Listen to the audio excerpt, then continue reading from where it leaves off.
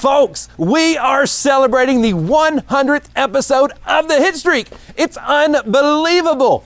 2 years ago, we set out to launch the next great podcast. And every Tuesday since, we have dropped yet another amazing episode with yet another amazing guest, right? Folks, there's too many people to thank. We'd be here all day long if I did. But what I would like to do is thank all of the amazing guests that have come on and shared their story with me on the Hitstreak. I'd like to thank all of our amazing audience that spans across all 50 states and into 14 different countries. That's unreal too. And I would like to thank the HitLab creative team for putting the best podcast production on planet Earth. Folks, it's unreal. 100 episodes, 2 years, all the guests, all the stories, all the lives changed. But if you think you've seen the best that we've got, folks, we're just getting started. You hadn't seen nothing yet. The real success stories told by the people who lived them. We're going to have some guests on this show that everybody knows, and we're going to have guests on this show that nobody knows yet. One by one, Nick Hyder is adding hits to the Hitstreak. Blessings, folks. Welcome back to another episode of the Hitstreak. I am your man, Nick Hyder. And folks, as you know, this is a very special episode that we're rocking with today, but it's so special to me because of who our guest is. And even though we couldn't get him to Nashville this time, he's joining me from South Florida today. Folks, check it out. He is a former Major League Baseball player. He is a Japanese Major League Baseball great. He's been a broadcaster with the Tampa Bay Rays for the last 12 years. Folks, help me welcome my man, my buddy, Big O Orestes Destrade. Big O, thanks for hanging with me, man.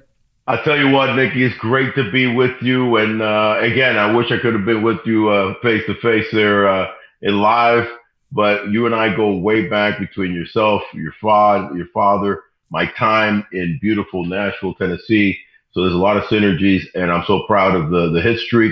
And proud to be on not only with you this time, but this being your 100th episode. Nothing could make me happier.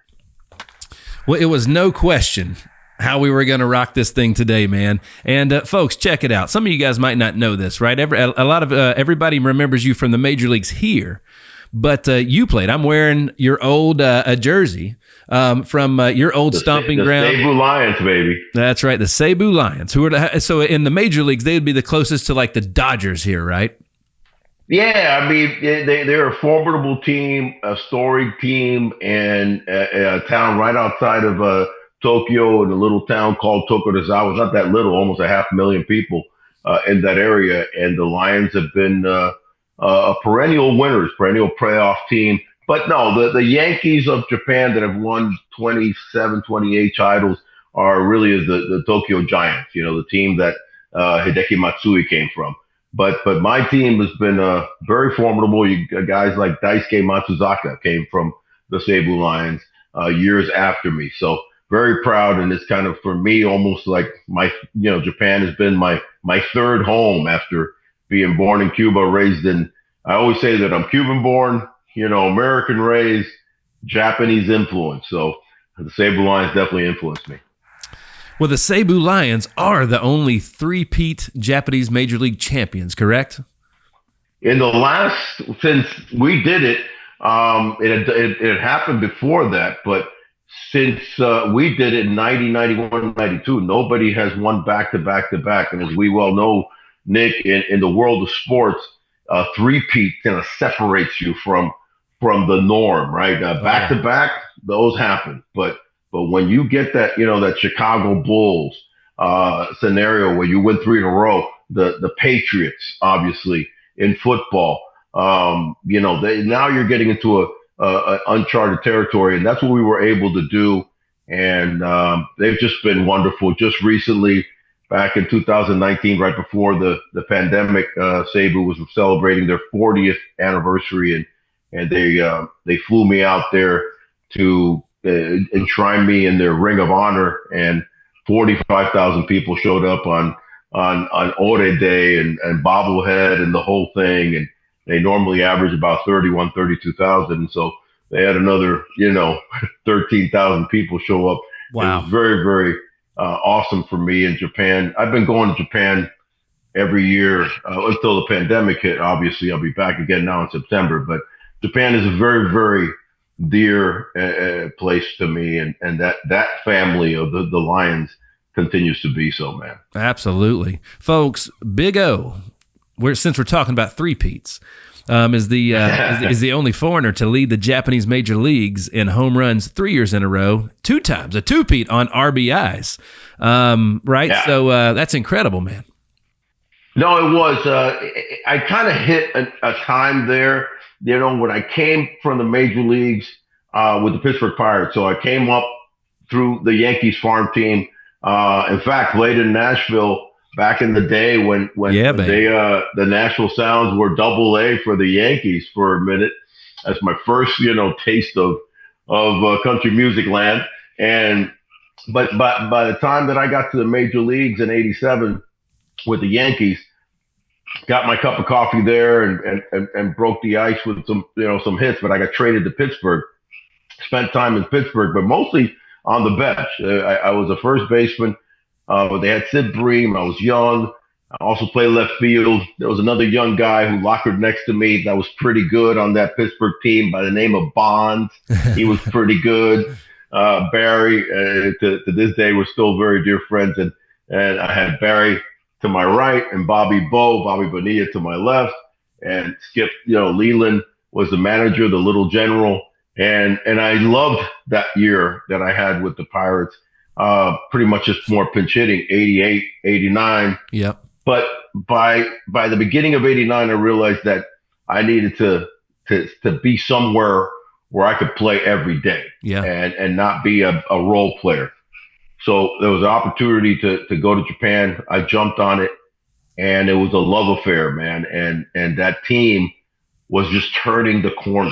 We had so many guys that were 20, that were coming up on 27 years old. So our nucleus of studs, of which 3 of us called AKD to this day is a famed 3-4-5.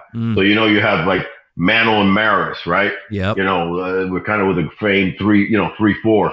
But we had Akiyama, Kiyohara, Destrade, and we all averaged 35, 40, 45 home runs. Of course, I led the league. I would beat them out every year by that little bit, and it was always a good little, challenge for us. But AKD, Akiyama, Kiyohara, Destrade became a famed, fearsome threesome. And it seems like, I believe in numbers a lot. And 3 was very interesting because it was the 3 of us.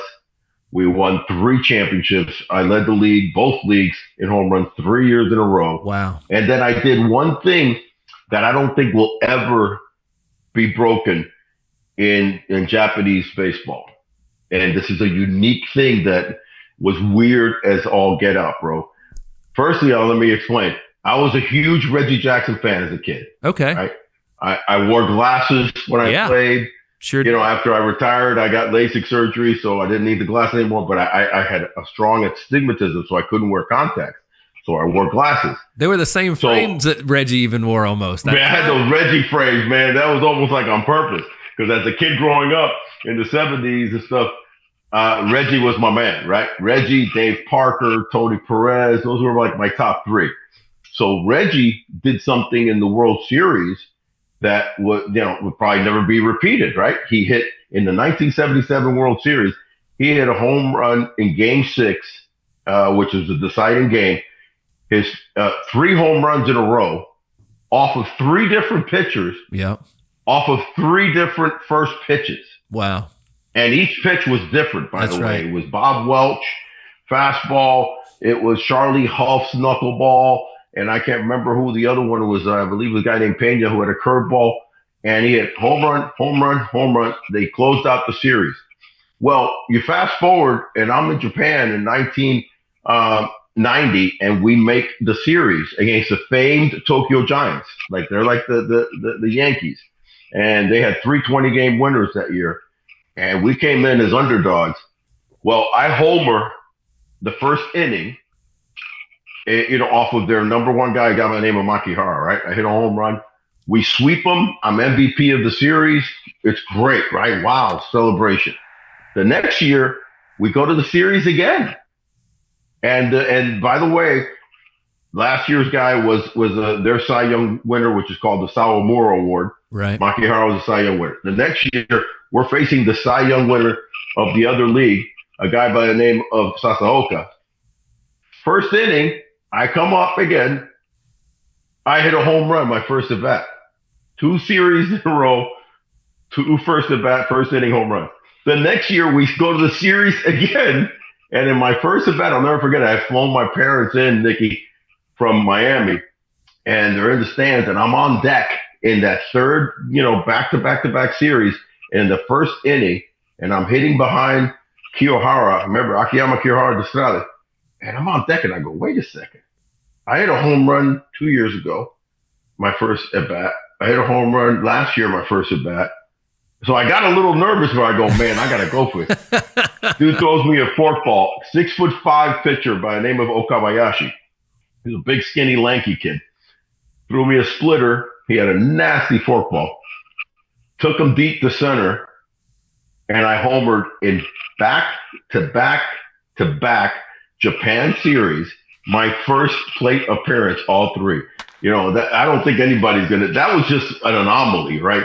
And that's my closeness to my Reggie, love and idol worshiping. That's right. That was my version of so Japan was great. They wrote a book about me, and it just continues. I learned the language, and it continues to be a place that is of just major presence for me. Absolutely. While I got you talking about the Japanese big leagues, I would imagine one of the most common questions you probably get asked all the time is and I'd like to preface this in 2 areas. One, back then when you played versus present day today, what's the biggest difference between the Japanese big leagues and the major leagues? It's a valid, great question. The biggest difference is that you have, the country of Japan being the size of California in landmass, but 130 million people in there. Baseball being one of their preeminent favorite sports, along with golf. They love golf. They're built for baseball because of their strong legs, endurance, rubber arms, and dedication to anything. They're also, believe it or not, soccer came in the 90s, and they've become pretty good, especially the women's soccer is always challenging the U.S. soccer. So they're very good at soccer. They love golf, but baseball is kind of one of their preeminent things that they're very good at. And I feel that the biggest difference is just not enough players, not enough teams. So they only have 12 teams. Got it. So while you have 30 teams over here, the depth of the Japanese talent falls, from a Nomo, a Sasaki pitcher, a guy like Tanaka, who was just recently superstar pitcher, Darvish. You have one of those stars in every team. Yeah. But then it drops from major league caliber pitcher to like 4A, AAA, sometimes AA level. So when you knock a star out, you could feast on the other guys. Same thing as far as their offensive players.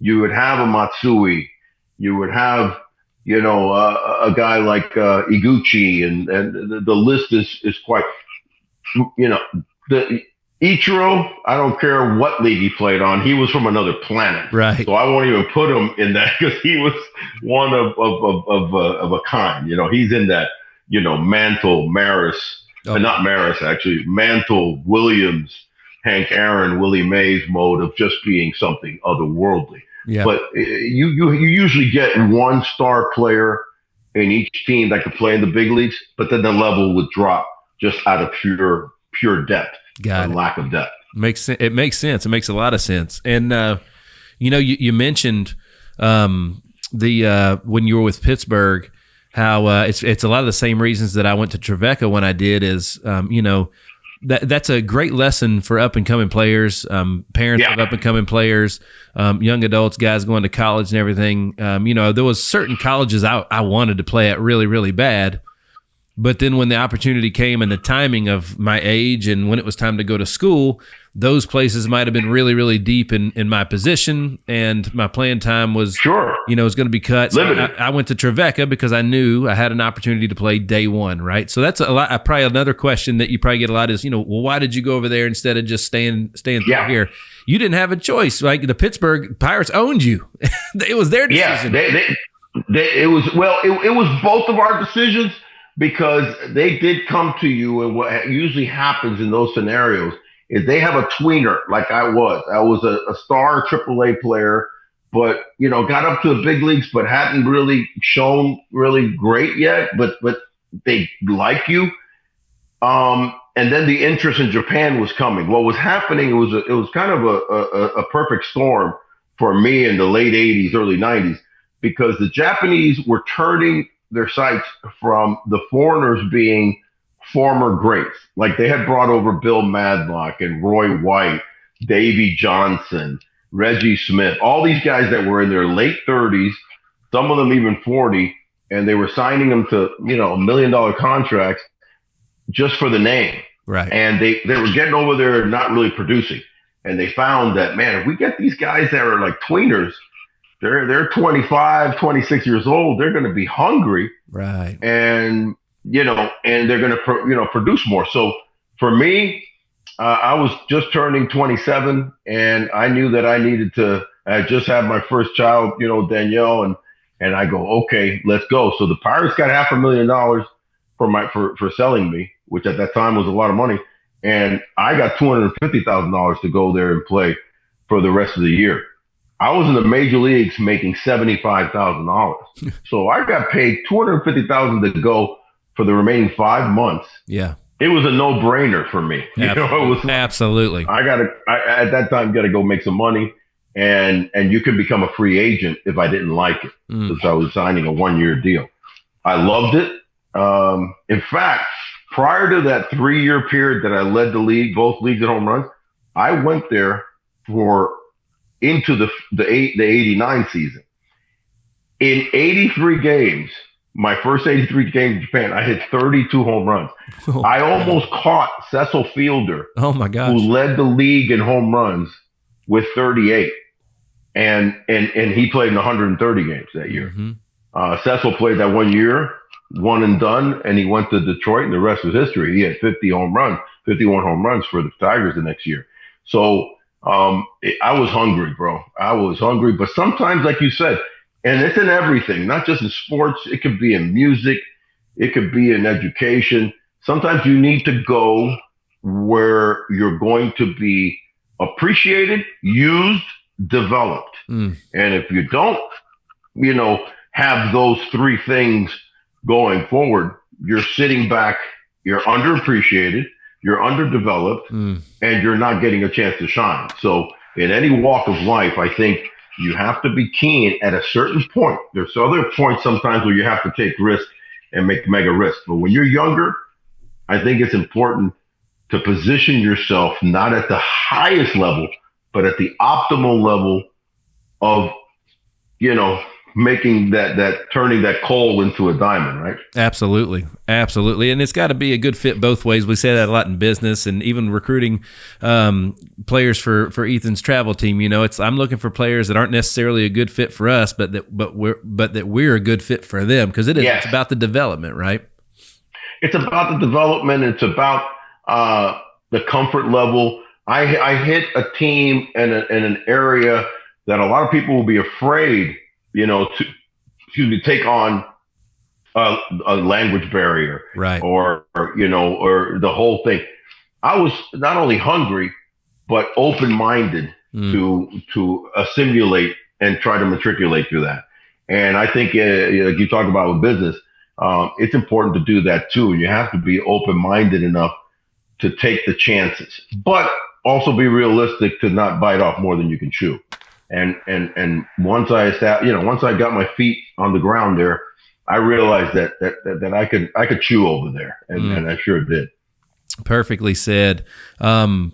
And the Seibu Lions, they so basically walk me through this. So in 2018, you were honored at MetLife Stadium by your former team as one of the only four all-time as of one of the only four all-time greats of the Lions, correct? And the only foreigner of the four players honored during the Lions their season-long 40th club anniversary celebration, right? So, like, needless to say, when they look at the Seibu Lions Mount Rushmore, you're on. Yeah. That's it. Yeah, it really is. It's pretty neat. They've had, like I said, they've had a storied career. They've had not just those three championships, but they've won other championships even since I left, but never done the three-peat again like they did. And that tenure of that early 90s to mid-90s of the guys like Akiyama, Kirihara, Destrade, a handful of others, pitchers that we had, were just all right about 26, 27 years old. And we kind of just merged and peaked together. In fact, several of my former teammates went on to become managers. They were really smart. Three of them have managed the Lions in the last 30 years. One of them is a manager for a frontline team in another city, and another one is like a GM for another city. So we had some baseball minds and baseball talent, and it was just a perfect storm for me to leave Pittsburgh at the time. I didn't want to. I wanted to show my wares at the major league level, but I knew that I also needed to play, like we just aforementioned. I did get the opportunity after we won that third championship to come back home, and that was the '93 Florida Marlins, and get that final opportunity, Nicky, to get 500 plus at bats in a major league situation, and was able to lead them in home runs and RBIs and RISP and extra base hits. So the Marlins gave me that opportunity to come literally back home to Miami, where I grew up. That's right. You're a part of that inaugural season. That's my a lot of people ask, my ties through the Marlins. It was through the same guy that signed you, the late great Fred Farrar. That's right. Yeah. You guys made some calls, and he was nice enough to let a little redheaded kid from Nashville come and work out, and they helped me get all of my contracts and everything. They were fantastic. Fantastic. Fred was something special, and a guy that scouted and all throughout the Southeast, and for not just the Marlins, but before that, the Yankees for many, many years, the Montreal Expos, a storied career that he has as a scout and as a developer. But for me, helping you was like, it was just something that I wanted to do, because your father, Mickey, had helped me when I first got to Nashville, as far as I wanted to. It was back in 99 going into 2000, and I had already retired, but it was the upcoming Sydney Games. The Olympics were going to be happening, and remember, it was backwards that year because the summer games were going to be in the winter. Yep. So that summer, Bob Watson, may he rest in peace, another great legendary baseball guy, told me, "Hey man, listen, I might be interested in you to play on the USA team." And I said, "Man, Bobby, I haven't played in a couple of years, man." So I looked up, I asked some people. I was living in Nashville with my older kids, and somebody said, "Man, go find this guy Mickey Hyder." And he's down at the Sandlot thing downtown there, and sure enough, found him, and that started this connection of over 20 years friendship between your father and myself, and you and myself, and the great things that he's done over there. And I didn't get a chance to play in the USA team, but I did. The gift really wasn't that. The gift was meeting the Hiders and being able to connect it to this day with you guys. Absolutely. I want to thank all of our loyal fans that spread across all 50 states and 14 different countries. It's absolutely amazing. Folks, help us keep spreading the word, right? Share your favorite episodes with friends and make sure that you are liking and subscribing to the Hitstreak on all digital platforms. Thanks again, and we look forward to more. Well, it was, and one of the things I wanted to ask you about, so when I graduated high school, I was about 2 inches shorter than I was when I played in college and about 30 or 40 pounds less. Like I totally was, when some guys were 20, they were 24, I was probably 16 or 17 genetically, you know what I mean? Like in development. I was a very late bloomer. At 42, I'm probably closer to, 35, how I can do things. Were you when I met you, you had been out of the game for a minute, but we were playing in a very competitive college league, in where everybody was really, really good. D1, and they were all young. They were all college age. In fact, Joe Blanton, who ended up having quite the major league career, was one of the stud pitchers in that league. That's against us. Yeah, I was fortunate. I mean, I've always been fortunate as far as genetics and just that scenario as far as physicality. So I was a late bloomer, not so much height wise, but I think mentally and physically, I was tall, I was lanky. It wasn't until I got to college that I think I filled into my 6'4+ frame. And then the mindset kind of came in when I went away, just 4 hours away from Miami in the Tampa Bay area. And that was like a big thing for me.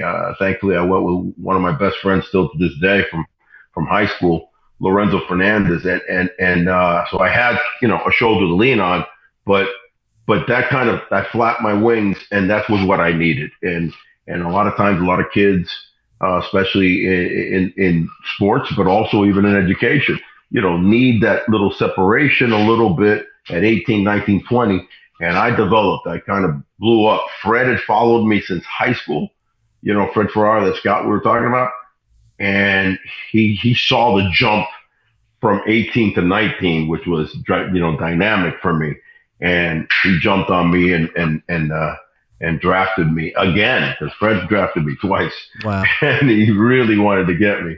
So yeah, you're right. I just always have had a little bit of a late bloomer mentally as far as the game aspect of it. But then by the time I met you, I was short, 38 years old, and I'd been out of the game a couple of years, but still physically could do some things. Oh, man. You were hitting balls. You were hitting balls 400 and 500 feet, man. Holy cow. I was hitting some bombs. Every game. Yeah. I enjoyed that league. It was fun because I was able to kind of player coach with your dad. Yeah. And work with some of the young guys, Chris Mercado now, who's a stud, little league coach now, going to the Little League World Series year out, representing the fine area of the Southeast and Tennessee. But I just loved it, man.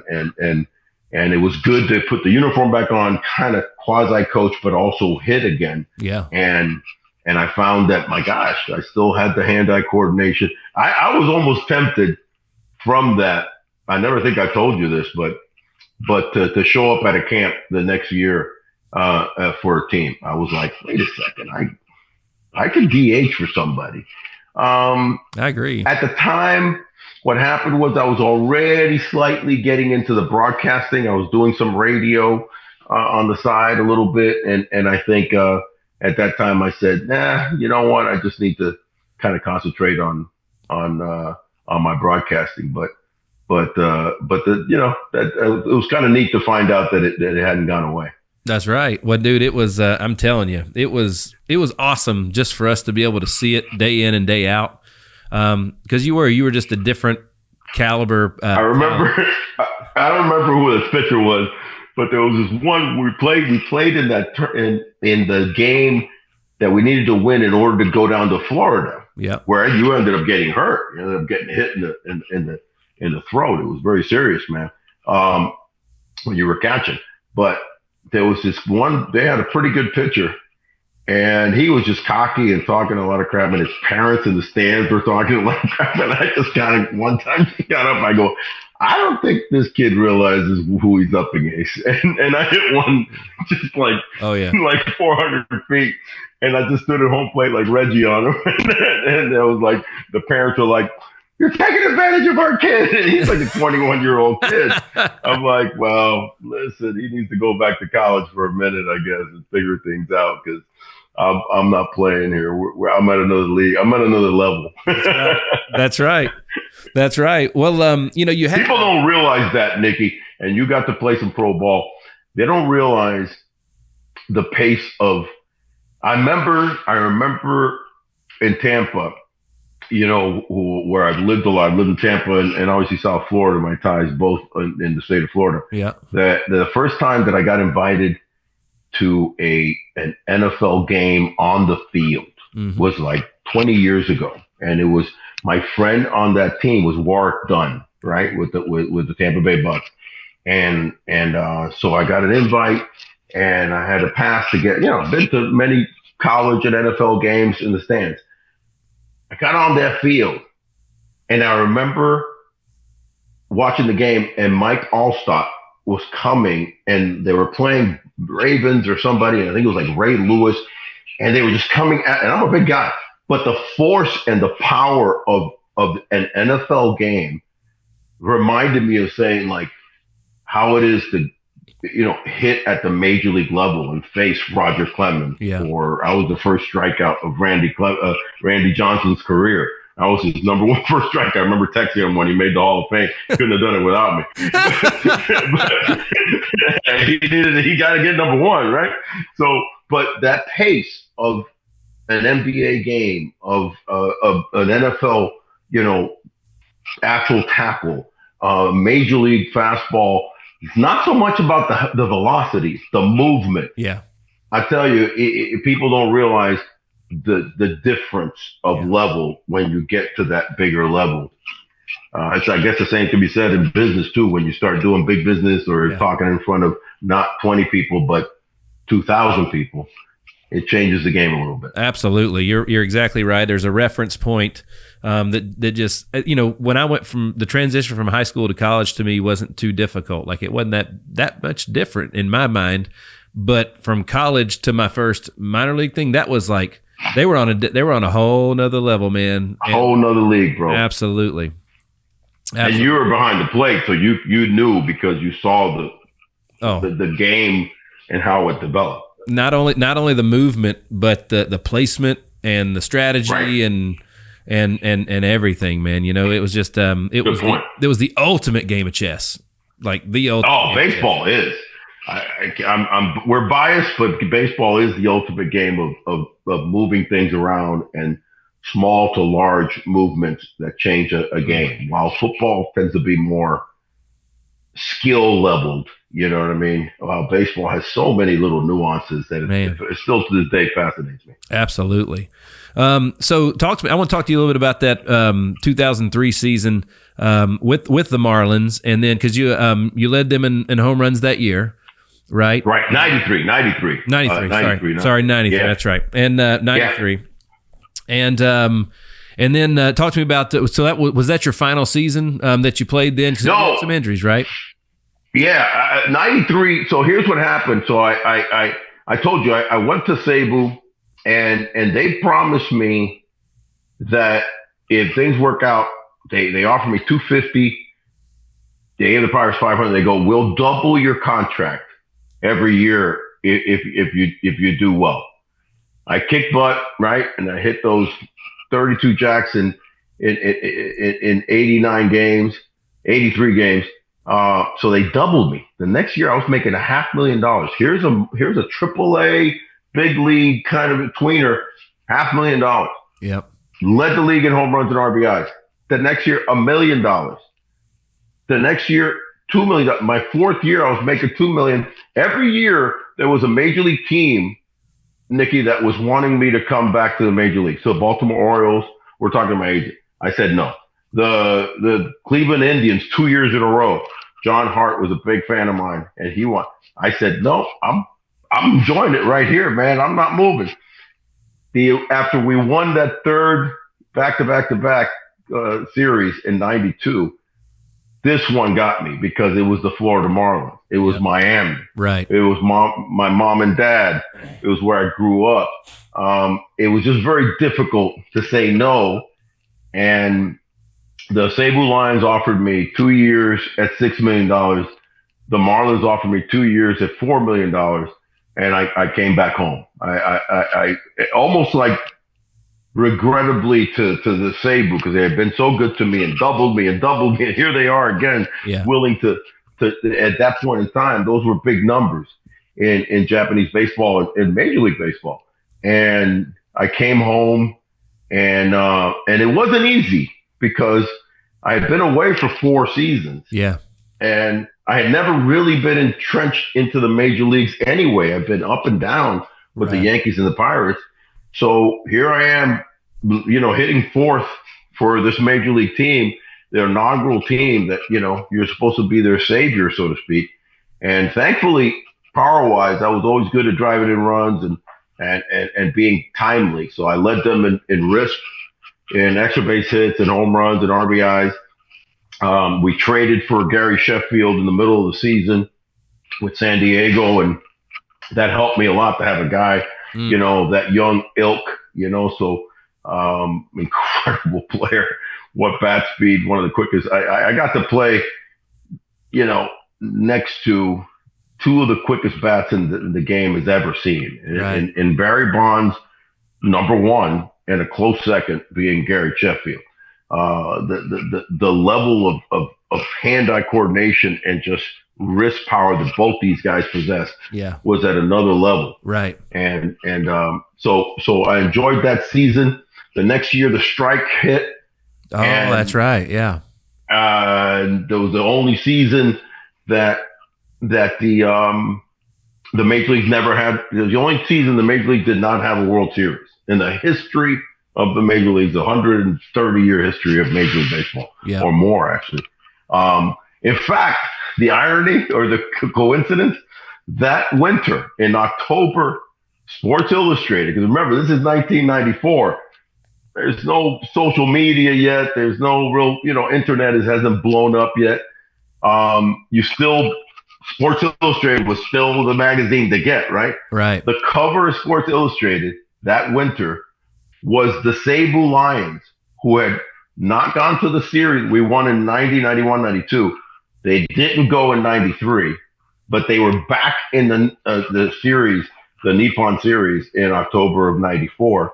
And they had our stud pitcher, Watanabe, who is now the GM of the Seibu Lions, was on the cover of Sports Illustrated. You should look it up. It's the October issue, the 4th week of October of Sports Illustrated, and it's Hironobu Watanabe throwing a pitch, and and the caption was like, "No World Series in the U.S., World Series in Japan." So they had to put a picture of a series, and they chose the Seibu Lions star pitcher, 6'4" righty, that's a Hall of Famer, and he was a stud. So I went back to Japan and signed the largest contract in 1995 of any player at that time in Japan. I signed a deal for 1 year for 3.6. Just a couple months later, Kevin, what was his name? Played for the Mets.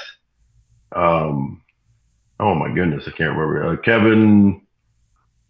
Remember, he made that one catch with barehanded when he was playing with the Giants. Kevin Mitchell. Kevin Mitchell signed a $5 million deal shortly after I signed the biggest contract at that point. And so I came back to Seibu, but by then I had, like you mentioned, I had gotten hurt pretty bad. I fractured my tailbone the year before playing with the Marlins, and I was never really the same after that. So I think you just needed those couple years off, because there was when you were in Nashville playing with me, there was no tailbone injury present. I mean, you were still in bags, Big O. You were literally still in bags. I literally needed. It's funny you say that, because in the middle of the '93 season, I was hurting so bad, even though I ended up driving in almost 90 runs and leading them in home runs and stuff like that. But my back wasn't right. I heard it early in the first month of the season. We had gone to the West Coast. We opened the season against the Dodgers and beat Oral Hershiser in the first game ever. Joe DiMaggio threw out the first pitch of the, back in April. I'll never forget it. April 5th, 1993, 30 years ago. And a couple weeks later, we're going to San Francisco, San Diego, LA. And in San Diego, the late but great Tony Gwynn hits a ball to my right. I'm playing first base and I dive and I landed weird and I knew that something wasn't right. But I also knew I can't sit out. I'm the native son, first Cuban-born player raised in Miami for this Miami first MLB team in Florida. I can't sit out. So I was playing through pain and not telling anybody. Finally, the trainer and the manager is like, what's going on, man? We see you buckling. I go, there's something wrong with my back. And I wasn't driving the ball for a couple of weeks.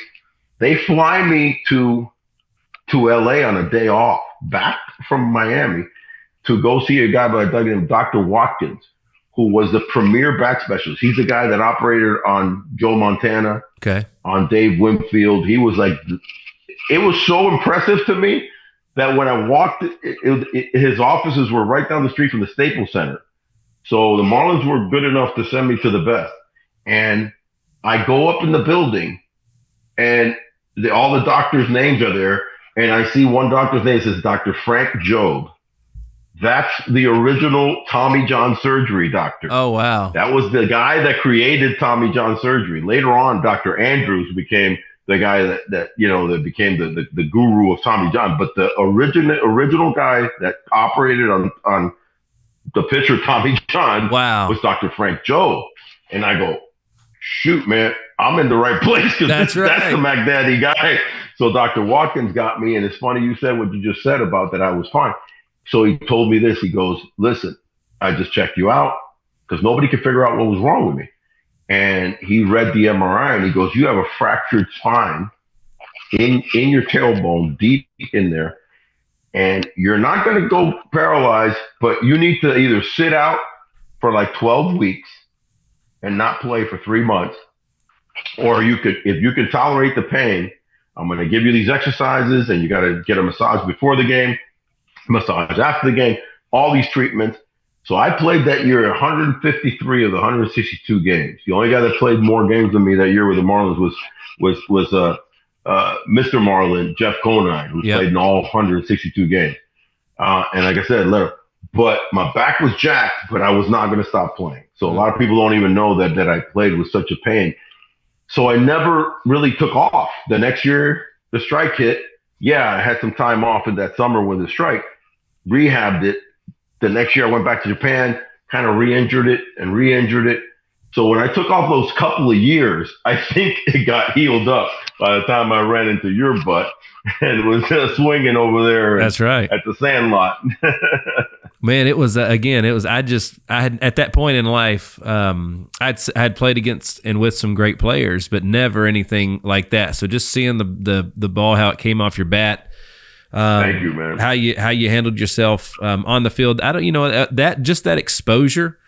That's we say it all the time how important your proximity is, and like great point. All of my teammates on that team still talk about like how big of an impact you made on all of us that season, just being there and being a part of something. And it was such a cool thing, folks, because he could have totally came in, been who he was, not really say a lot to everybody, do his thing, but he was one of us. It was literally like. Well, I wanted to coach too. I wanted to play, but I didn't want it to be so self-serving about this quest to hopefully play in the Olympic team.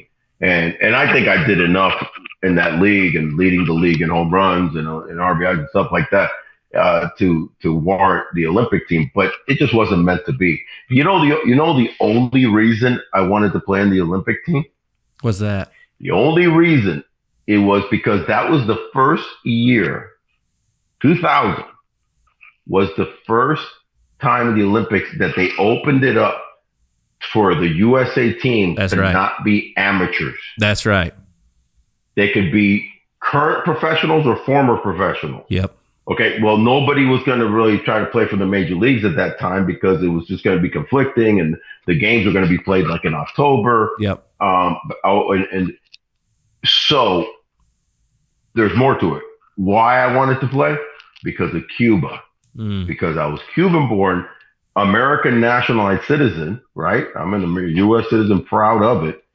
But until then, Cuba had reigned in amateur tournaments, and they used to beat up on our USA teams regularly, even in the Olympics and Pan American games, because they had almost like professionals. They were 30-year-old dudes and 28. You know, they were all these college That's kids, right. like what we were sending. Yeah. Right? We were sending college kids.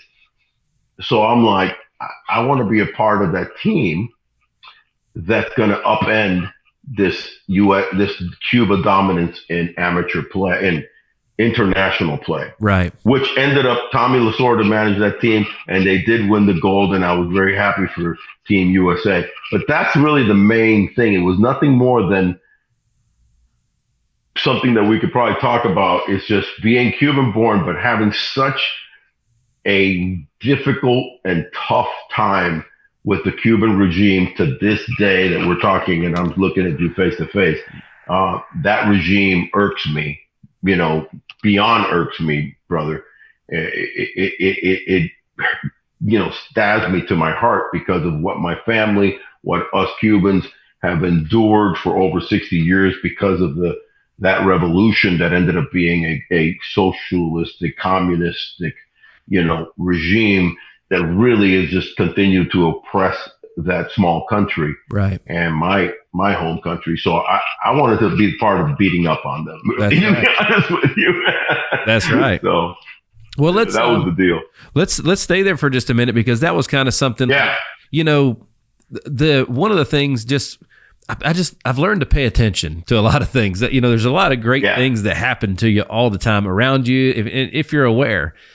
And, you were always such a cool, fun, nice guy to be around until it was game time. Tim Corbin, Coach Tim Corbin at Vanderbilt's the same way. Like, I don't think there's a nicer man on the planet until you compete against him, until you're, it's time to say play ball. That's right. That's right. So there's just the word mindset is very common these days. You never heard that word 5-6 years ago very often, but it's something that's very common today. But like, Big O, you've mentioned the stuff from Cuba. You came up in an organization with Pittsburgh where you're kind of an in-between guy. You could have totally just been fine with that, let it go.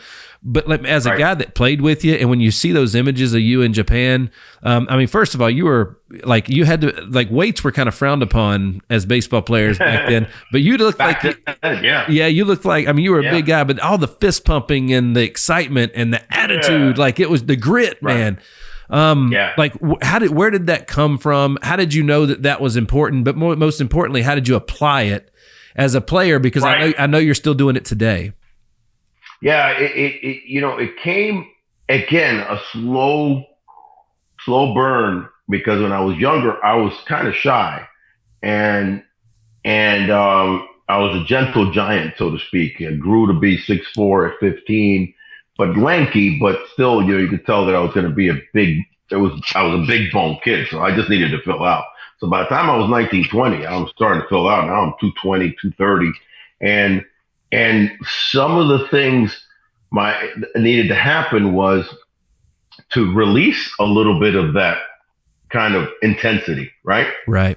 And sometimes in sports, for sure, with a player, a kid or a boy or a girl, you got to get a little bit on them and kind of find that fine line of competition turning into seriousness, right? Yeah, right. And how you practice and how you get into it. Same thing, I think, in daily life when you're going after something, whether, I talk to a lot of schools and I talk to kids and talk to them about how every day at school is like practice, and you're leading up to your exams and your quizzes being games. So I needed a little bit of a push. I had a coach one time in the minor leagues who put a sign on me. You'll laugh at this. I don't think I ever told you. And he had this sign. You know how you're always kind of giving the, hit, whatever, run, steal. He had a specific sign for me because when I was younger at 19, 20, I would 2-0. I was too fine. That pitch had to be just right. Gotcha. And he was like, dude, you're so strong that I want you to just let it go. So he would have not a take sign. You would get a take sign. He would have a hit sign. He would go like this for me.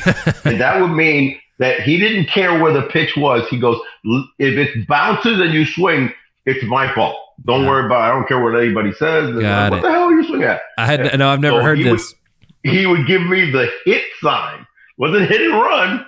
It was, I want you personally, because he saw the bro, and I would be up there and it'd be 3-1 or 2-0, and I stand up and he would go he'd be like this and he'd give me these signs, and then he'd go, and I go, oh, Kaka, I just got to swing wherever it is. It's time to swing. Bro, I probably hit 750 with this. You know what I mean? The 30 times that he gave me that sign that season. Yep. You know what I mean? I probably was 20 for 30 on bullets or home runs, meaning that he knew that he just needed to get me out of my shell. That's right. Well, that progressed and it turned into a controlled intensity. Remember, I think the key word is controlled, and a controlled intensity, because I think in everything in life, we need to have controlled intensity. And if we don't have it, then we're not really going to achieve really anything. That's right. Because think of the word intensity and what it really truly means. You mean that you're intending to achieve something. Ooh. Now, if you're intending wildly, then, in business, in sports, even in pleasure, you're going to do it crazily and you're just going to be all over the place. But if there's a controlled intensity, I pushed for that. And I really learned, I think throughout the minor leagues, and I was a little stagnated at the major league levels. But when I got to Japan and had that quick success, that was key for me. Then the next year, I started learning the language and the comfort level. I created what they call a guts pose. So every time I hit a home run, I would do this pump. They called it the boom. That's it. And it's on the cover of my book. Anytime I go back to Japan, everybody's like, they do the boom. And it became like this little catch thing for me. Oh, I love it. And it was awesome. It was something that they respected me. They respected my intensity, but they knew I wasn't crazy. They knew I wasn't a wild man. The Hit Streak is powered by our partners at HitLab Creative Studios. Whether it's launching your brand new podcast, rebranding your current podcast, or taking advantage of any of their other content packages specifically for your social media needs, the HitLab is a one-stop shop for you.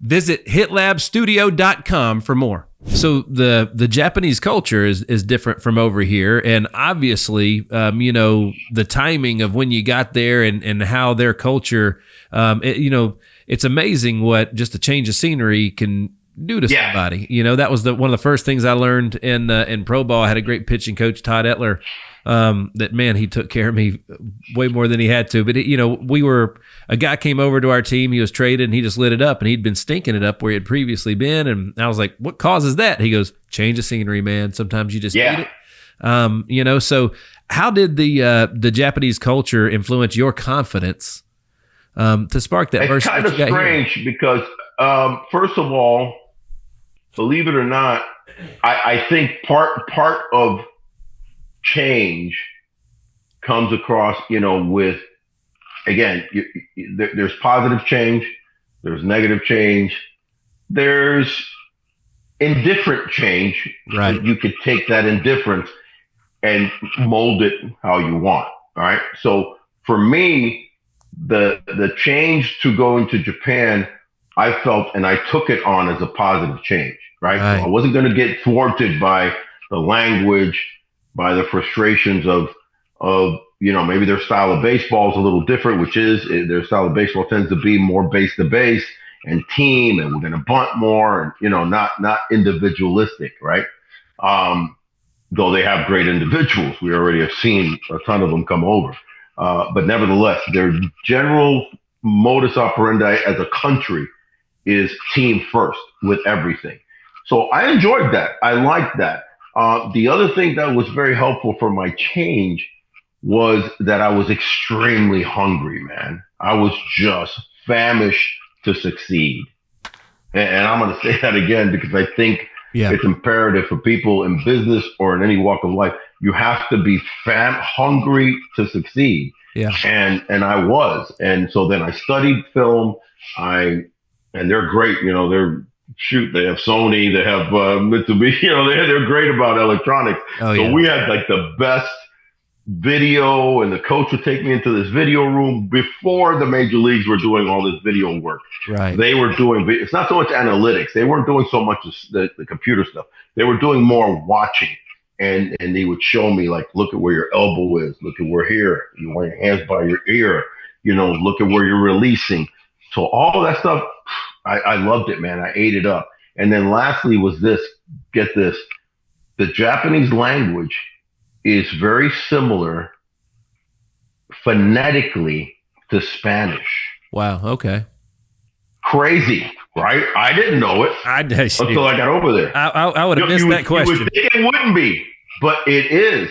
So the Mandarin, Chinese, Vietnamese, Korean, Thai, all of those other like countries that are more tied to the Chinese influx. Ni hao ma, xing shay shay, all that sing-songy kind of a Vietnamese, Korean, totally different than Japanese. Japanese is very strong, harsh, phonetic to the A-E-I-O-U. If you think about it, arigato, do itashimashite, domo. Everything is kind of very succinct. And Spanish is very similar to that. So I ended up going like, holy cow, man, I can do word association with some Spanish words that sound like Japanese. You can't do that English to Japanese. Right. That's why they have such strong. So all of a sudden I was trying to pick up Japanese, and you pick up, I've always said, you pick up a language, you pick up its culture. Oh yeah. You can't really assimilate and matriculate through a culture without learning its language. Right. You learn the language, you learn the culture. Right. I mean, it's almost, again, I go back to business. You learn the language of the business you're in, you learn the culture of the business you want to get into. So I learned the language fairly quickly within a year or so. So I came back that next year, I was understanding them, the system, my players, and they provided, I had a 24/7 interpreter, my nickname, Jerry Lewis. His name was Jerry Lewis because he was funny and silly and a little kid. So I call him Jerry Lewis. The whole country knew Jerry Lewis, by the way. He has a chapter in my book that they wrote about my life, and it's entitled Jerry Lewis. And his name was Suzuki Takashi. But so that was the difference for me, bro. Learning the language, assimilating the country. And that's where the love affair really began of me with them, me with the Seibu Lions succeeding, and then the country with me. And it parlayed, man, because when you think about it, so many years later, I stayed visible over there, going back and forth over the years. But literally, 20 years later, they enshrine me in their Ring of Honor and all that stuff, and 45,000 people show up. Right. And I remember looking and going like, holy cow. You know what I mean? So there definitely was this connectedness because of the things that I did, not just individually on the field and the championships, but assimilating them and loving them and really taking them on as a third country of mine. Absolutely. Well, I want to take the rest of the time that we have to talk a little bit about, you've had a whole. I mean, you played 15 years of professional baseball, and you've been on TV and radio and color commentating, broadcasting, and all those things for almost about the same amount of time. You know, longer. Yeah, so you've had a whole other career. I passed my baseball career about 5 years ago of tenure time. This is my 21st year in broadcasting.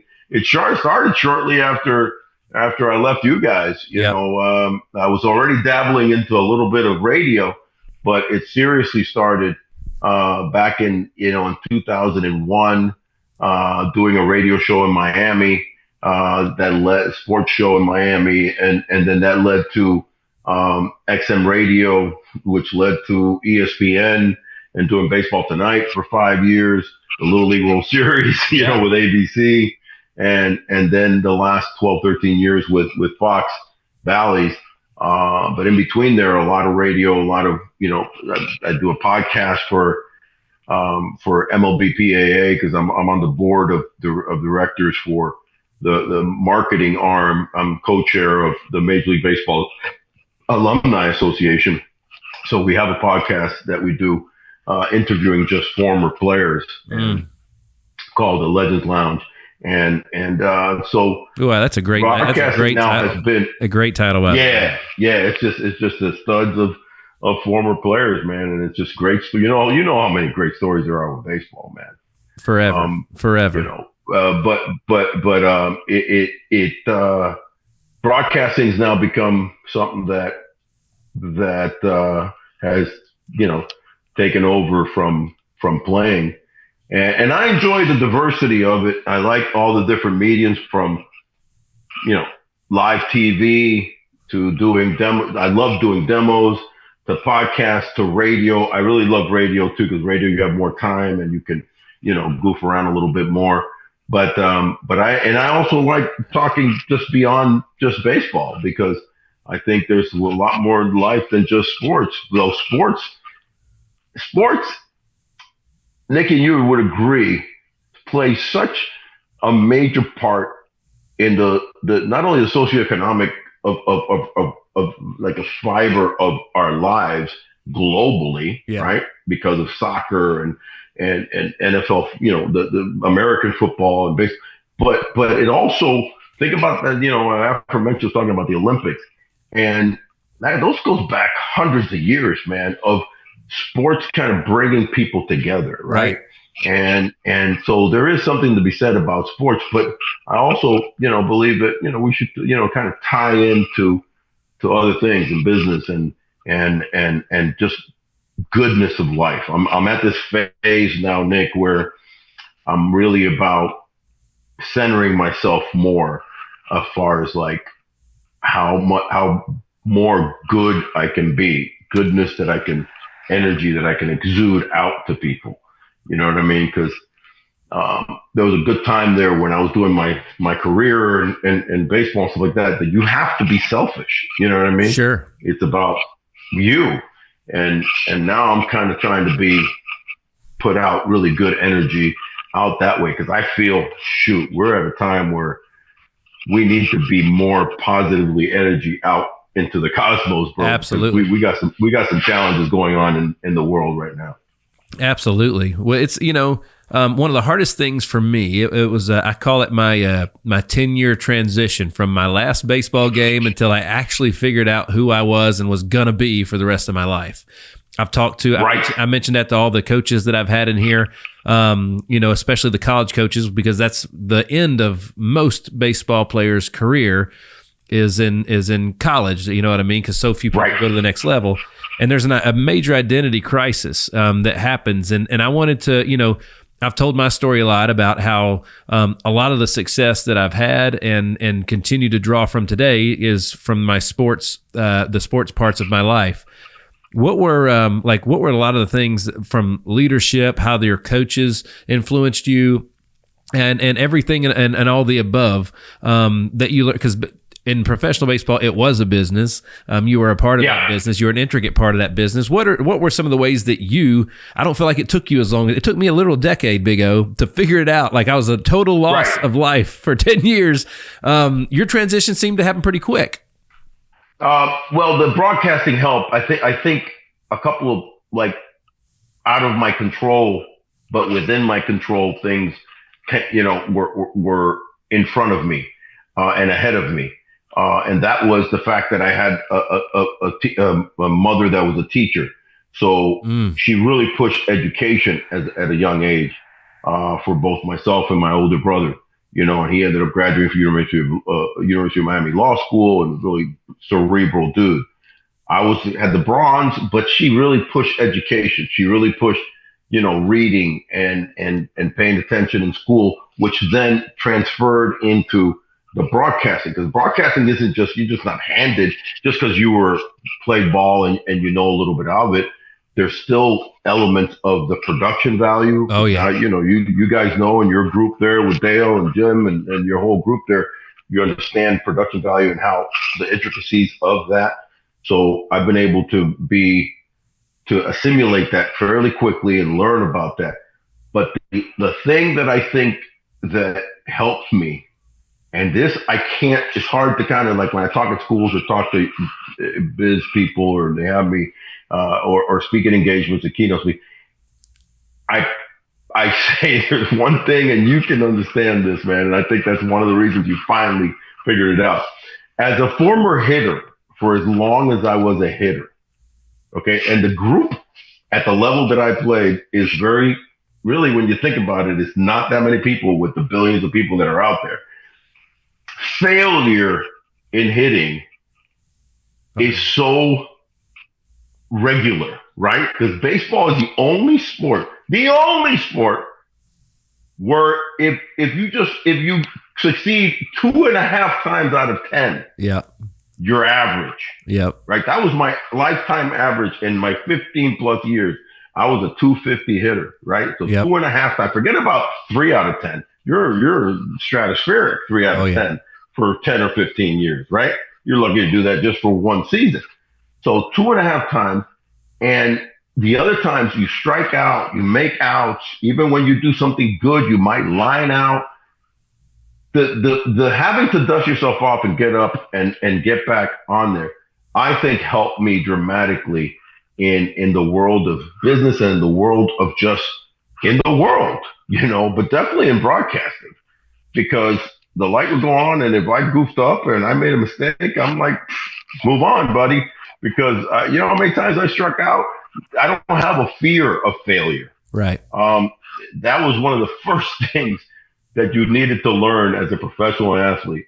Yeah. To not fear failure. And that's kind of carried over in my life, And then the other thing that I push, especially to kids in the collegiate or the amateur level and going into business and whatever, is the 2 P's, man, is perception and production.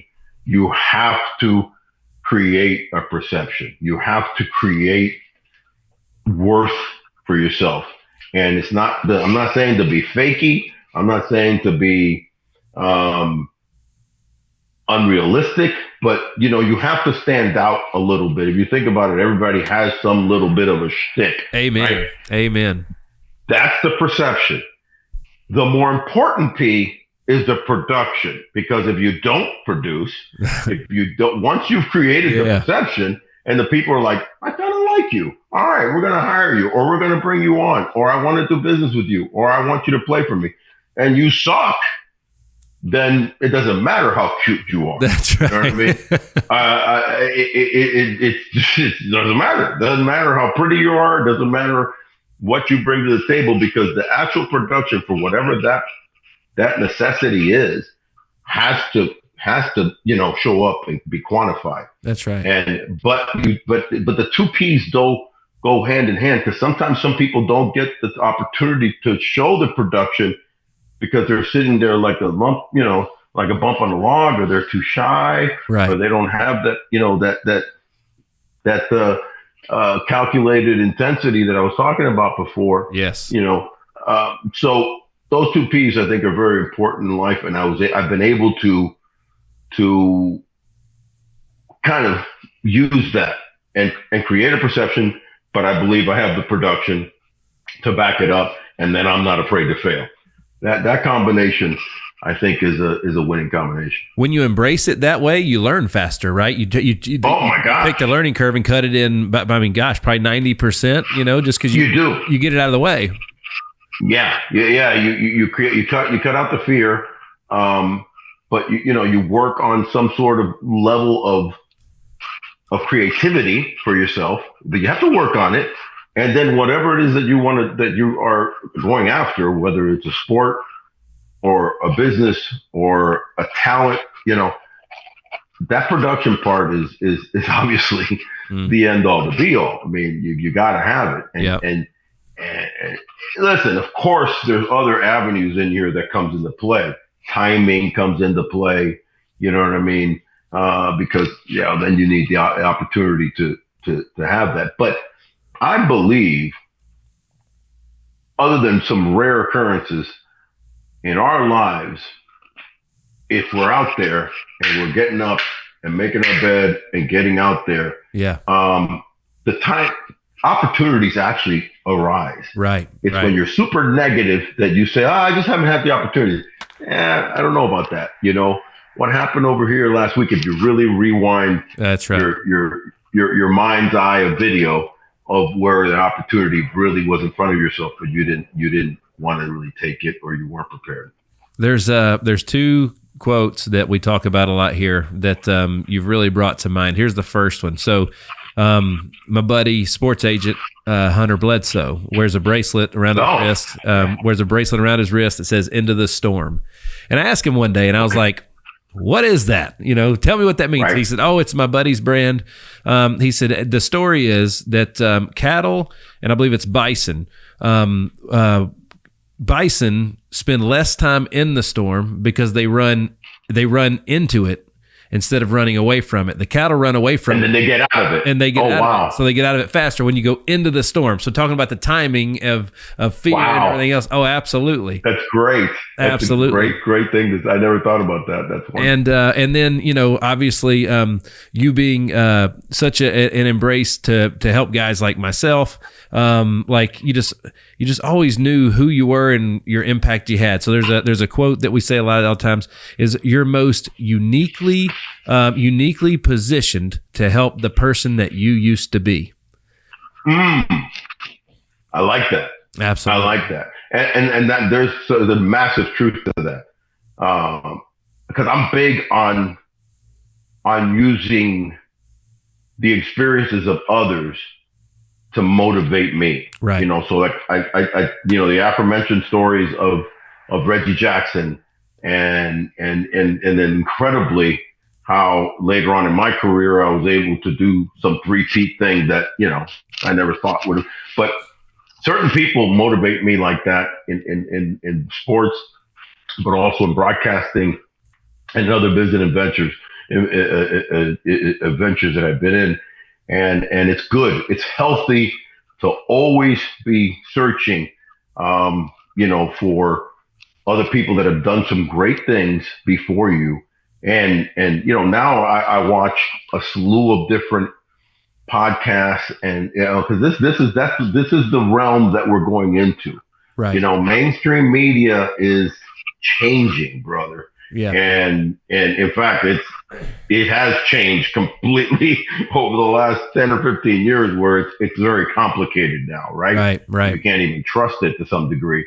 So people are getting their information, in shows like the Hitstreak and so many others, and I think these are good avenues. So I've been watching a lot of these things and trying to, because I'm trying to learn now how to be better in a different realm of the media world, because I've been more in the sports and that type of thing. So we're always trying to learn and develop and get better, man. But I appreciate you saying that, because many people have helped me, right? And I think now is the time more than ever in our lives to be unselfish instead of selfish. The Hitstreak is powered by Team Hyder. Team Hider has been serving you for 11 years and has racked up over 20 national and local awards for excellence in all areas. When it comes to finding the right health plan, we need to consider your family's needs and your family's budget. That's what we do to serve you. To look further and to book an appointment, visit teamhider.com. I'm having a blast, man. Thank you so much. So going from, that's a great transition from, you wanting to shift and really focus on what you can do for the next generation and the next generation, all those things. So talk to me. So the broadcasting career has opened, I'll put it this way. There's as many good stories from that career as there were from the playing career, right? So I wanted to hear like just some of the highlights from your broadcasting career, because I want to make sure that, again, it's been a big, huge, when you're remembered, when your time has come and gone and you're no longer here, I think that your impact will be equal as both the player and what you're doing past that. And I kind of want to take that too into, the new business that you got going on and the focus of that, right? So go ahead. I'd love to hear some stories from the broadcasting career. I'd love to hear some Ichiro stuff. The World Baseball Classic you had this year, you were there. World Baseball Classic was great. Speaking of broadcasting, because I did some, coverage of that for Japanese, because fortunately, because of my notoriety over there and not that my Japanese was much better several years ago than it is now, but it's still pretty darn good, but enough to be asked to be, an analyst, and they'll always have like an interpreter next to me just in case if I get stuck trying to. Can I make a request? Can I make a request? Yeah. All right. So could you say, let's see, I'm gonna get him to say something in Japanese. All right, hold on. Congratulations, Nick and team. Yeah. On 100 episodes of the Hitstreak. How about that in Japanese? Let's see what we got here. Nick-san to Dale to Jim-san, おめでとうございますね。Destrade 100勝。素晴らしいですね。まだまだ私は応援して、頑張れ。よし。Boom. That was awesome. That's great for your crew. 100 shows is outstanding, and that I'll continue to support you in the future. But I listen. That was awesome, dude. That was awesome. おめでとうございます。It's such, by the way, the beauty of Japanese language, it's pretty much almost like the nature of the people that they are, because they talk in a real hierarchy kind of respectful way. So a lot of the things, so when you finish a game in Japan, when you finish anything that you do in Japan in a group setting, okay, of 2 or more people, like we finish the show, you have a meeting, a pre-production meeting, you have a game, you have a practice. They say, and I remember getting there the first few days, and I'm like, I kept asking myself, what the hell are these guys saying now? It's done, Otsukare-sama deshita, Otsukare-sama deshita, Otsukare-sama deshita. And everybody's saying, Otsukare-sama deshita to you. And I'm like, Otsukare-sama, Otsukare. And again, it sounds like Oscar or something, so I always do a word association with Japanese that help me to remember things. But Otsukare-sama deshita is such an incredible word. It means thank you for your effort. Oh, wow. So anything that they do, that you do, small, medium to large, they're always saying to each other, Otsukare-sama deshita, like, thank you for this effort. Wow. They walk onto a stadium. They walk onto any ballpark. I still do it to this day, bro. And they tip their hat and they bow to that, because they're saying to that field, thank you. I'm going to be using you today. Wow. And I'm going to be walking on you, and I appreciate you for this. Like there's a zenness to them. And when you finish, you kind of thank the field. Respect is always a good thing. That goes to another level of humanity, bro. Yeah. And I'm telling you, the Japanese are it's a culture to be studied. I can't stand most governments worldwide. So I'm not telling you to study their government. Right. Forget about that. They're not terrible. They're not great. They're The people is another level, bro. And every time I would come back from Japan after being there for 9 months, because remember, I would be there spring training, the same, it's almost the same level of spring training, March, season, October playoffs. And almost every year I was deep into the playoffs, if not the Japan series. So I was coming back in the beginning of November. Right. So it'd be like 9 months. And I get back home and I'd be like, this place is terrible, man. Like over there, you walk into any supermarket, any like department store, and somebody's yelling, "Hi, irashimasen, welcome." I'm like, how do they do this for everybody? Thousands of people. Irashimasen, welcome. Thank you for coming in. And then you go to a Dillard's over here, or you go to a Macy's, and I'm over there trying to find somebody in the shoe department. I'm going, excuse me, yeah. I can't find anybody, dude. So there's a whole different service and respect that I just fell in love with, bro. And gratitude is what I hear. The gratitude is dramatic, man. So that's something that was very special for me, and it helped me to fall in love with that culture. You know what I mean? And want to learn more about them, want to learn the language, and then I also saw my Mad Men, because I always said that if I was never been a baseball player, I would have been an advertiser. I would have been in advertising, because I like creating campaigns or ideas. And that boom thing came about because I said, I got to do something catchy here that they'll remember me for. I'm hitting a lot of home runs, but I got to separate myself. The perception. Again, this is before I ever thought about the PMPs and, being a public speaker at that level. I was 27, 28 years old when I came out, and I go, I got to do something kind of unique. I got to separate myself from the average big home run hitter in here. And then I hit a home run to win a game early the next season. And I did that just out of excitement. I clapped, I went, boom. And it was in the front page of all the newspapers that next day, because it was a dramatic home run in like the 11th inning, blah, blah, blah. And I go, that's it. I'm going to start doing that sucker every time. So I started doing it all the time.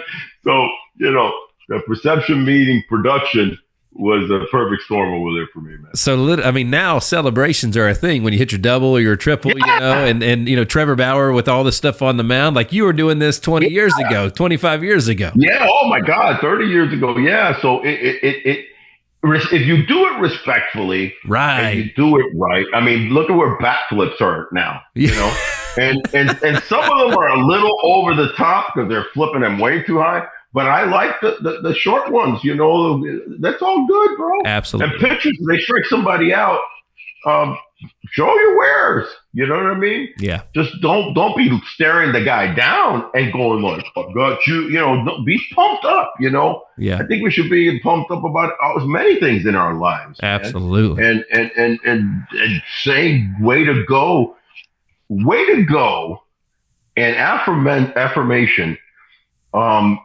To people around you that you work with, that you care about, especially that you love, is I don't know. I think it's become a forgotten art, man. But affirmation is massive, and affirmation in any walk of life, including business and sports and school, is something that I have worked very hard at maintaining in my life. That you are affirmative and also appreciative. Right. You know what I mean? But really that affirmation, way to go, way to do it. And I think we don't have enough of that in life right now. I think we've become very, not only simple-minded, Nick, but like the social media aspect of things has been such an antithesis of what the actual word means.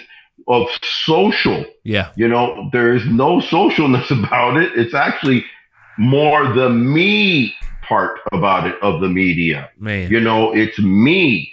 And when it should be about more really being social, and it's kind of like boxed people up. So they're really more about themselves and they hide behind the computer.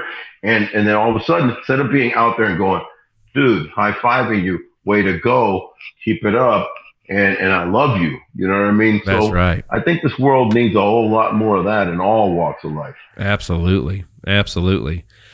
Two more things I want to get out of you before we end this sucker. One, so there was a movie in the I believe it was in the 90s called Mr. Baseball, starring Tom Selleck, one of my favorite baseball movies of all time. We called you Mr. Baseball because you were literally you're the closest thing to that. Like that. Seriously, that movie is an autobiography. It is a little bit, a tiny bit. And here's the funny thing about it, and you're gonna crack up. So the guy that played the big burly foreigner that had been there already and was a stud, and I forget his name, but it's the State Farm commercial black guy. He was in Major League. And he was also Serrano in Major League. Yeah. But he's also mostly known for being the State Farm with the deep voice, right? Mm-hmm. State Farm guy. He was the guy, Gene, that who was the actor? I can't remember now. Tom Selleck. PI. Tom Selleck. Yep. Meets and kind of befriends, and he tries to help him out. So it turns out, I end up finding this out after the fact. They were filming it. I mean, not this part, but the fact that what I'm going to share with you that was that they were filming it obviously in Japan, in Tokyo, during 1990 or 91. The film came out like in 92. So they were filming it like in 91. At the time, I was killing it. Yep. Right. At the time, remember that boom thing that I was telling you about that's on the cover of my book, and it was always I came up with, which by the way, I quasi stole from Kurt Gibson when in 1988 he hit a dramatic home run in the World Series with a bad knee pinch hit off of Eckersley. Oh my God, Eckersley. Yep. And he hits his home run, to win the game, and he does this kind of like lawnmower thing that he was pumping. So I kind of stole it from that. So I always kind of want to give him credit, but I came up with the bigger one, the boom, all that stuff. So the movie comes out, and I remember watching it, and my Japanese friends were calling me and stuff like that, and they're going like, "Did you see the black guy in the film that he hits a home run? If you ever rewatch it, he does this boom thing." He does. It turns out that they had consultants for that movie to go like, "Hey, is there anything that we could use, or what's the hot thing going on?" And they go, "Well, there's a real big, dark-skinned Hispanic that's killing it in Japan, and every time he hits a home run, he does this boom thing." My brother, who was a lawyer, said, "Man, we should have trademarked that thing." Oh yeah. So I actually made it in that movie indirectly. That's right. With my boom thing, but yeah, no, that was a huge thing, and then you had obviously Ichiro come over years later. Nobo first, actually Nobo was the catalyst because he was the ballsy one. Did you know both of them or just Ichiro? Yeah. I faced Nomo. I took him completely out of a stadium once, and out of his stadium. Yeah, but he owned me the first 20 times. He probably struck me 10, 12 times. But then I figured him out. He started tipping his pitches. So when I figured him out, I finally was, as we say in baseball, was spitting on his forkball. And I wasn't chasing that sucker anymore because I knew when it was coming. Yep. So he was pretty much fastball, curveball, forkball, but hardly ever threw the curveball. So he had 98 up high, and this forkball that was like a knuckleball, dude. It was ridiculous. I mean, the guy came over, won Rookie of the Year, threw a no-hitter in the American League and no-hitter in the National League. You got to be pretty damn good to do that. So Amen. In Japan, I figured him out, and I only would swing at his fastball after I figured out that because he was too afraid to throw me the forkball for a strike. But guys like Nomo and Ichiro again, another world. And he was a kid. He was a kid still, very young when you were there, right? Yeah.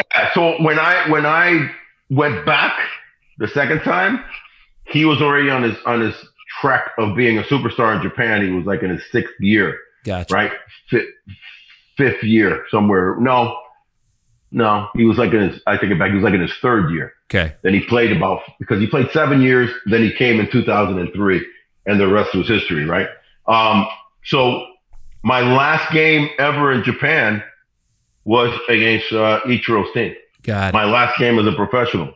And what the Japanese do to their greats, only to ones that they consider stars, whenever they play their last game, they do this ceremony where the star of the other team, whoever that may be, and the guy that's retiring meet at home plate before the game and exchange jerseys and bat and stuff and gloves and whatever. So I gave Ichiro my number 39 jersey and a bat. I have a bat from Ichiro and his number, what is it, number 8? I think he wore for the Oryx team in Osaka. And then you play the game, and then after the game they throw you up in the air. You ever seen when they do these bonsai things? Yeah. They throw you up in the air. So that was a retirement game, so to speak, for me. And I got to play my last game against the great Ichiro. That's awesome. And then when he came to the major leagues, I was already starting to do some broadcasting by then in 2003. And I told everybody, I go, watch out, this guy's going to be Right. He's going to end up being in the Hall of Fame. He's going to be the only player in Japanese and Major League Baseball to make it to the Hall of Fame in both leagues. Right. Both countries. Is he the greatest hitter of all time, do you think? Is he? I mean, I think he arguably may be one of the greatest hitters that I've ever seen. His hand-eye coordination. And again, oh my God, when he throws the ball, we didn't get to see Ted Williams live. Right. You know, we didn't get to see. I got to play against Tony Gwynn. I got to play against Wade Boggs. I got to play alongside and go stymied by a guy named Don Mattingly. Yeah. You know, I got to play. That's my favorite. Yeah, Don Mattingly was something else. Ken Griffey Jr. Yep. Bonds, as you Barry. mentioned. Yeah. Bonds was the greatest all-around player Yeah. I've ever seen in my life, as far as the five tools. But Ichiro, hand-eye coordination, putting the barrel of the bat on the ball and hitting bullets and the speed. Yeah. I would have to say maybe Tony Gwynn. Really, only Tony Gwynn, man, was the only guy that could just do whatever he wanted with a bat in his hand, like Ichiro. He's he's another level. Then you have Shohei Ohtani, which is like another level. Yeah, we haven't even seen his best, I don't think, yet either. You know? I don't think we have, and obviously at the time of doing this taping, it's already been out that he blew his elbow out again, unfortunately. But they're going to let him hit, so he should probably break, 50 homers. And in today's medicine world of rehabbing and stuff like that, there's been several guys that have had the Tommy John twice and come back without a problem. So I'm expecting he'll come back. But what an incredible talent that guy is. Absolutely. So Absolutely. He's at another level. But he's not the hitter that Ichiro is. Right. He's a different hitter. He's just a beast. Absolutely. Well, talk to me a little bit about the new business that the new projects you're working on. You and I've had some conversations with my man, the great Brad Lee, about doing some stuff with VT and professional sports and everything else. But you got a lot of stuff going on in Japan, and then and kind of bring it full circle here, like Big O. So you don't know I'm going to ask you this. Yeah. So while you're talking through that, it'll give you a chance to think about it. How do you think you'll be? How do you think you'll be remembered, or how would you want to be remembered for the impact you? Right. So you've already played, and you said that was a lot about your own development and having to be the player. So now you're focusing more out, and so how's that leading into your new business and how you want to be remembered? That's a great way to put it, Nick. I feel where I'm concentrating again. The pandemic, threw a monkey wrench in a lot of us as far as biz life and restarting some things or maybe redirecting. And so for me, broadcasting still, high on my list of things that I want to continue to kind of like develop. And like I said before, with reference to now a different medium of how to take advantage of whether it's, diversifying my podcasting into not just baseball, not just sports. I'm interested in that world, and I think I'm capable of kind of taking that challenge on. So that's something that I'm kind of like studying about and trying to see as I go into the second half of this year and into 24. But for me right now, Japan is reopened up now that they literally reopened up, right? At the beginning of this year. And in fact, they didn't really truly open up fully until just this past June. Wow. As far as like, if you weren't vaccinated, you still couldn't even go into Japan. So in January, it was like, okay, if you're vaccinated, you can go in. And so it's been a slow progression since 2020 for them. Case in point, you remember the infamous Japan, the Tokyo Summer Games, which there were no fans. So, that's an Olympic Games of history. But sad too. So I'm heading back. It's extremely sad, but it was their decision, and they were very careful about who they let into that country. Yeah. And they've had enough catastrophes. Rightfully so. Yeah. The obviously the nuclear scenario of Fukushima and the tsunami and that hellacious, terrible thing. A few years before that, they had a massive earthquake in Kobe, that killed thousands of people.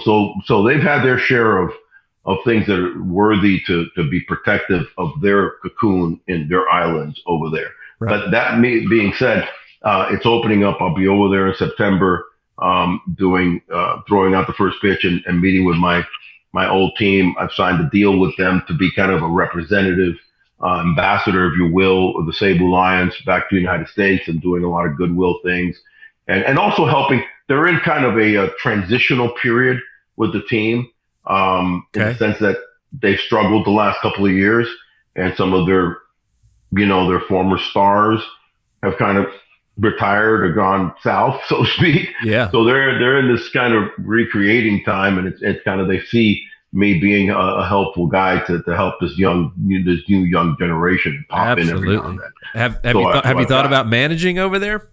I have. I've got a teenager that is 15 right now, my youngest, because I remarried, and I have one that's just graduated from high school, just starting college, and then my last high school age kid, Bella, is a sophomore now. So I kind of want to see that through. Right. So, but I could see a couple years from now that being something very serious for me, and that's on the bucket list, and it would be a serious challenge, but I think I really would enjoy that challenge because of knowing the Japanese baseball culture, and the Japanese country, and still being popular over there, and then my team Seibu kind of being on a little bit of a dip, maybe it'd be cool to help them to swing back up north. But have there been any American foreign managers, or have they all been Japanese? Yeah. Well, the most popular was Bobby Valentine. Okay. That's right. He did Bobby over there. Yeah. In fact, when I was playing, he had just started. When I went back the second time, he was managing, and it was interesting talking about it, that he took a team that was on the downshift. He took a team that was kind of on the downshift and brought them out of that, and they won a Japan series. I totally forgot about that. Two managers, two gaijin, as they call them, two foreigners to win championships over there. One was Bobby Valentine with the Lotte Marines, and the other one's a guy named Trey Hillman, who was a longtime minor league AAA manager with the Yankees and a bunch of other teams. Went over there, and he had Yu Darvish. That was his stud. Okay. He had Yu Darvish, and before Yu Darvish came over, they won a championship. So there's been, a precedence of there's been about, I want to say about 5 foreigners that have managed over there. Yeah. So it's been done, which makes me feel good that it's not, it's not like unacceptable. You know what I mean? And but right now is not the time, and right now the time is for me to kind of re-engage with my old team and help them to go through this new phase. And so I'll be over there in September doing that, meeting with them, and also doing some appearances and whatnot. Then I'll be back in October for their Nippon series, and I'll be as a guest analyst during their Japan series. Nippon is Japan in Japanese. Right. And then really interestingly, you were talking about some other things in business. I've been approached by the state of Florida to kind of help usher in some greater business ties between Japan and the state of Florida. For example, Tennessee's done really well with Japan ties because of the businesses that have come to the state of Tennessee and Kentucky. When you have Nissan factory over in Murfreesboro and Mitsui, steel factory for the tires, and Bridgestone, so there's a major influx of Japanese business and Japanese tourism, coming in throughout there and stuff like that. So that's right. In the state of Florida, really, you have Orlando, you have Disney World and, Epcot and Universal Theaters, and you have the beaches a little bit, but they're trying to create more business. So I'm going to be going with a delegation from the state of Florida, kind of representing that and being a bit of a liaison connector to the Japan ties and trying to create more awareness and more business. In fact, one of the things I'm really hopeful to ascertain and fulfill is a sister city connection with Tampa and my old home baseball city of Tokorozawa, because cities in the United States have sister cities with different nations and countries, and Tampa doesn't have a Japanese sister city, and it would be really cool because they're about the same size, about 500,000 strong, and obviously Tampa Bay has the Rays, and Tokorozawa has the Seibu Lions. So we're going to be hopefully bridging that gap in November and starting that to come about. But I'm really big on that international front, both in Japan and some other things I'm going to do with Latin America. Absolutely. So, absolutely. There's good, feel good stuff, business, connection, and a bit of baseball, sports. So things that I love. The Hit Streak is powered by Rack Financial. When it comes to your credit card merchant processing, Rack Financial is efficient, reliable, and trusted. At the end of the day, when it comes to processing your credit card payments, they make it simple, the way it's supposed to be. Check out Rack Financial. You mentioned the book a couple times, so let's make sure everybody understands the title of the book and where they can buy it, because I sniff. Yeah. If I'm sniffing hard enough, I smell a second, maybe third edition in the future as well. Well, it would be kind of cool for them to do a segment. I may have to, if we get through some of these things that I just talking about, I can see it. Actually, I think if I have a copy around here, but no, it's in Japanese though. So it's called Destrade, the Seibu Myth. So they came up with the title, and it's kind of a biography of my family and I when I was 6 years old, escaping Cuba through Mexico and making it to the United States and getting to the major leagues, and then going to Japan and the whole kind of tri-country life that I've had. So it's awesome. Pretty cool, but it's all in Japanese and still being sold over there, But yeah, they never translated it to English, and it doesn't need to be translated in English. It's a Japanese thing, I love it. I'm proud of it. I love it. Well, man, this has been outstanding. We've covered so much stuff today, and there was so many things, so many other directions that we could have even taken it. Man, is there anything else that you want to with today? Other than that, I'm so proud of what you guys are doing at the Hit Streak. I think and seeing some of the archive shows, the diversity that your things that you're talking about, I think is not only entertaining but important. And I see, when you and I started talking about this a few months back, I was figuring, well, the Hit Streak, man, he must be doing like a sports show or music and for quite the difference, man.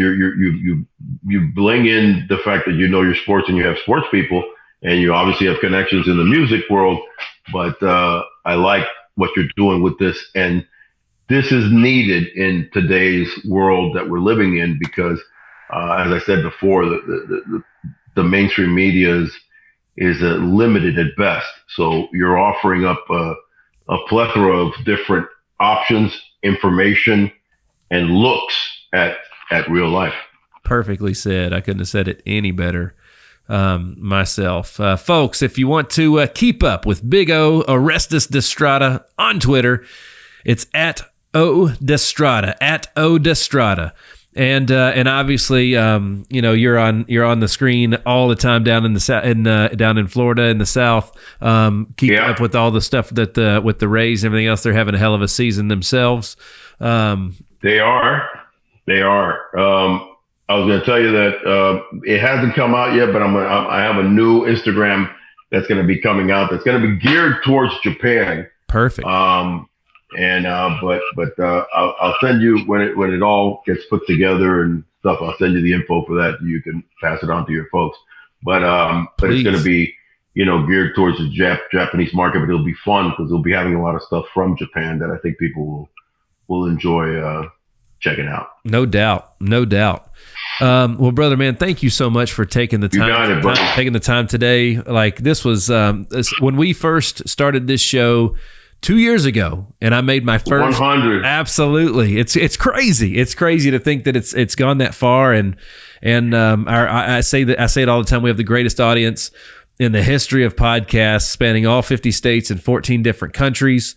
We're so blessed. I don't even, I'm still trying to figure out why, all these things have come our way. Because you put out a good product. I told you, you've got good perception and good product, the two P's. You got it in hand. Thank you. Well, it comes with great responsibility because we've got a job to do with that, right? It comes with great responsibility. Amen. So, man, thank you so much for hanging with me today, Big O. This is an episode I'm extremely proud of, and I'm going to go on ahead and get you on camera right now, committed to it because I love commitment. I got to bring you back for an episode 2 sometime in the next 12 months.